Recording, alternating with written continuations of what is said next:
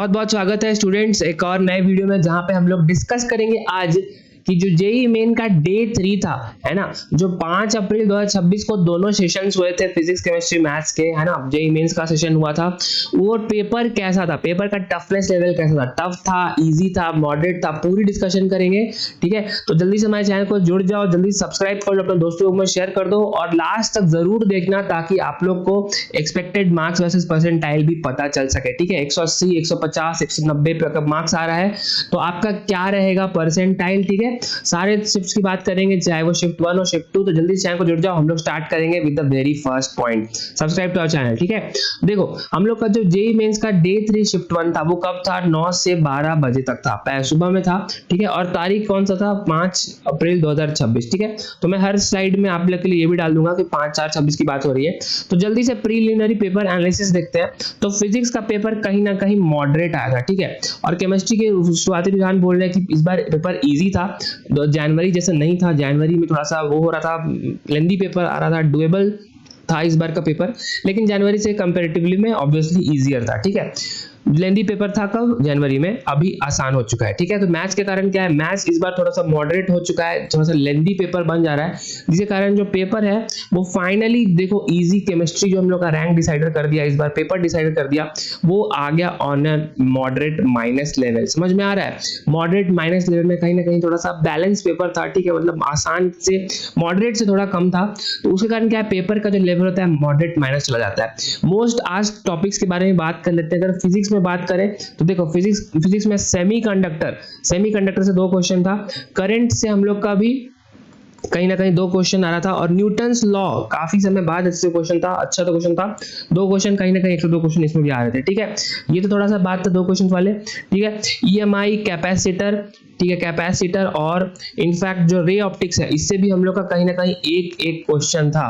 ठीक है, तो ये हम लोग का फिजिक्स का थोड़ा वेरिएशन था। अगर थोड़ा सा केमिस्ट्री का क्विक पेपर रिव्यू करें तो केमिस्ट्री में हम लोग देखेंगे, जैसे कि मैं आपको हर बार बताता हूँ, केमिकल बॉन्डिंग और जो हम लोग का कोऑर्डिनेशन है, ठीक है, कोऑर्डिनेशन कंपाउंड, जो कि हम लोग का मोस्ट इंपॉर्टेंट केमिस्ट्री के इनऑर्गेनिक पेपर्स हैं, दोनों से 2-2 क्वेश्चन थे इस बार। ठीक है, जो कि बहुत इंपॉर्टेंट है।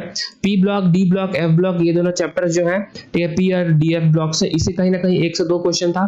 ठीक है जी, और हम लोग बात करें जीओसी की, तो जियो से भी लगभग 1 क्वेश्चन था, और हम लोग का मोल कॉन्सेप्ट हम लोग का फिजिकल से इस बार क्वेश्चन आ गया था, जिसके कारण उसका भी वेटेज कहीं ना कहीं हम लोग के केमिस्ट्री में दिखा था, जो कि इस पेपर को बनाता है थोड़ा सा इजी। ठीक है, मैथमेटिक्स की बात करेंगे, ऑब्वियसली हम लोग का most important chapter vector 3D आसान है, इंपॉर्टेंट है, 2 क्वेश्चन थे।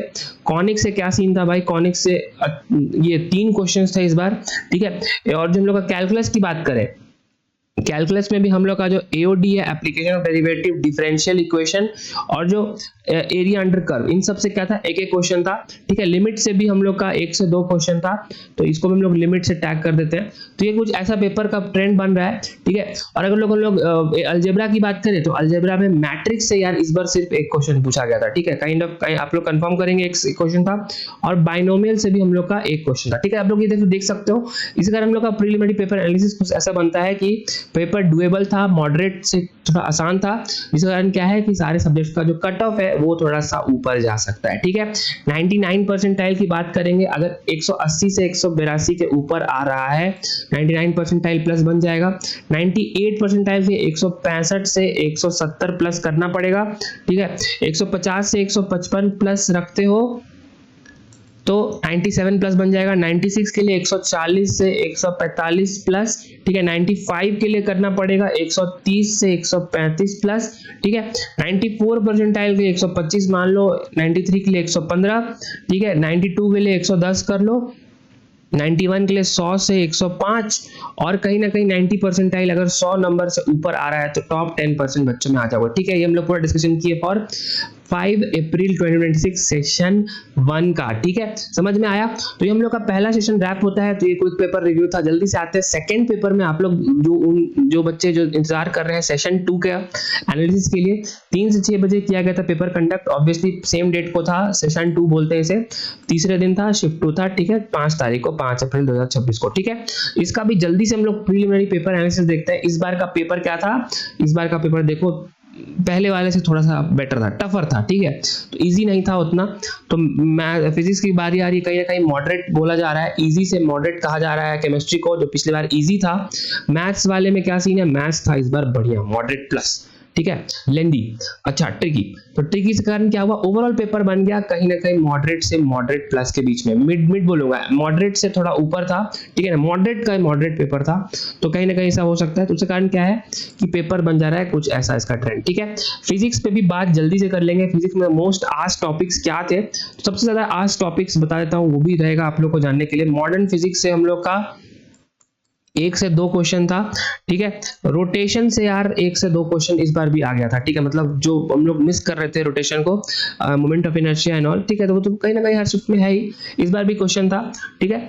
काइनेमैटिक्स से हम लोग का 1 क्वेश्चन था, ठीक है, ये कुछ ऐसा 11th के सब्जेक्ट्स हैं, ठीक है, रोटेशन और काइनेमैटिक्स। मॉडर्न फिजिक्स 12th का है, उससे भी 1 से 2 क्वेश्चन था, ठीक है। यूनिट डायमेंशन से 1 क्वेश्चन था, ठीक है, if I am not wrong, unit dimension से हम लोग का शायद स्क्रू गॉज से क्वेश्चन था, ठीक है, जो भी था हम लोग का 1 क्वेश्चन उधर से आया था।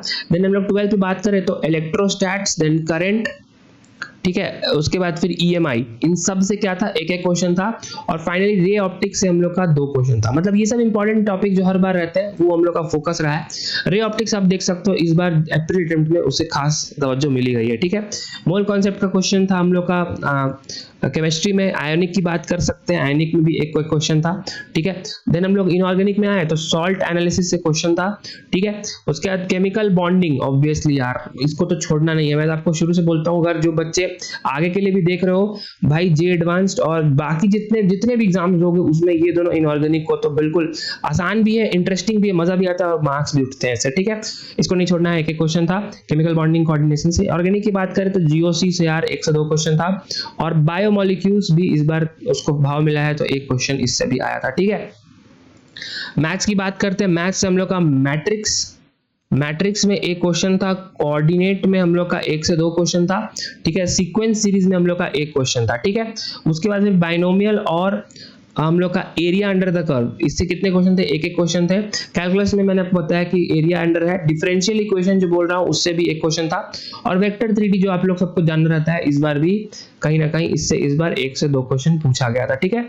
तो ओवरऑल पेपर का डिफिकल्टी कैसा था, मॉडरेट से मॉडरेट प्लस थी, मॉडरेट से अच्छा था। तो इस बार क्या है, 99 परसेंटाइल में आपको थोड़ा सा कम नंबर में भी काम चल जाएगा, ठीक है, शिफ्ट 1 के कंपैरिजन में। तो 90 जो पिछले बार 182 था 99 परसेंटाइल, इस बार अगर आप लोग 175 प्लस ला रहे हो तो एक्सपेक्टेड है आपका 99 परसेंटाइल बन जाएगा। 98 परसेंटाइल लिए 162 से 165 प्लस फोड़ना पड़ेगा। 97 के लिए 145 से 150 प्लस, ठीक है। 96 परसेंटाइल के लिए 135 से 137 प्लस, ठीक है। 95 के लिए 125 करना पड़ेगा। 94 के लिए करोगे 115, ठीक है। 93 के लिए 110 प्लस, 92 के लिए 105, 91 के लिए 95 से 100 प्लस, ठीक है। और 90 परसेंटाइल के लिए आपको कहीं ना कहीं 90 से 95 प्लस मार्क्स लाना पड़ेगा, तो आपका टॉप 10% बच्चों में आ जाओगे, ठीक है। तो ये डिस्कशन था हम लोग का 5 अप्रैल 2026 का सेशन 2 का। तो जैसा कि आपको पता है कि हम लोग दोनों पेपर का देख लिए, ठीक है। आप लोग को ओवरऑल आइडिया लग गया होगा कि हम लोग को मार्क्स वर्सेस परसेंटाइल कैसा रहने वाला है जेईई मेन के दोनों पेपर्स के लिए, पेपर 1 हो पेपर 2 हो, ठीक है। और उसको हम लोग कंपेयर करेंगे 2025 से, 2025 के डेटा से कंपेयर करेंगे। जल्दी से कर लेते हैं, आप लोगों को क्लियर कर देते हैं पूरा स्ट्रेटजी। देखो 2025 में लगभग 13.5 लाख बच्चे बैठे थे, इस बार कहीं ना कहीं उम्मीद है 15 से 15.5 लाख बच्चे बैठ रहे हैं। तो बच्चे तो उतना ही सिलेक्ट करना है, जे एडवांस के लिए 2.5 लाख बच्चे ही सिलेक्ट होंगे, और उसी को अगर कट ऑफ क्लियर करना है तो आप लोग को हायर परसेंटाइल लाना पड़ेगा। तो ये आप 93.5 परसेंटाइल्स उम्मीद कर सकते हो। 93.5 से 94 भी जा सकता है। EWS 82 जा सकता है, OBC 81 जा सकता है, शेड्यूल कास्ट 62-63 जा सकता है, शेड्यूल ट्राइब 48 मान लो, और PWD जाएगा 0.008 परसेंटाइल, ठीक है। समझ में आया? तो इसके साथ हम लोग कट ऑफ परसेंटाइल भी बात हो गया। तो ये हम लोग बात किए कट ऑफ परसेंटाइल में, तो यही हम लोग का data regarding session 1 and 2 discussion for JEE main 5 अप्रैल। तो जल्दी से आप लोग मुझे बताओ आप लोग का पेपर कैसा रहा, मुझे कमेंट सेक्शन में जरूर बताना कि पेपर सब सही रहा, ठीक है, या कैसा भी रहा, कौन सा पेपर था, कौन सा शिफ्ट था, तो आप लोग की क्या राय है, ठीक है। हम लोग बात करते हैं नेक्स्ट सेशन में, नेक्स्ट वीडियो के साथ। तब तक के लिए अच्छे से पढ़ाई करते रहो, अभी बहुत सारे एग्जाम्स बाकी हैं, ठीक है। जो भी है सब अच्छा होगा, ठीक है, in the end. Alright, all the best and जय हिंद।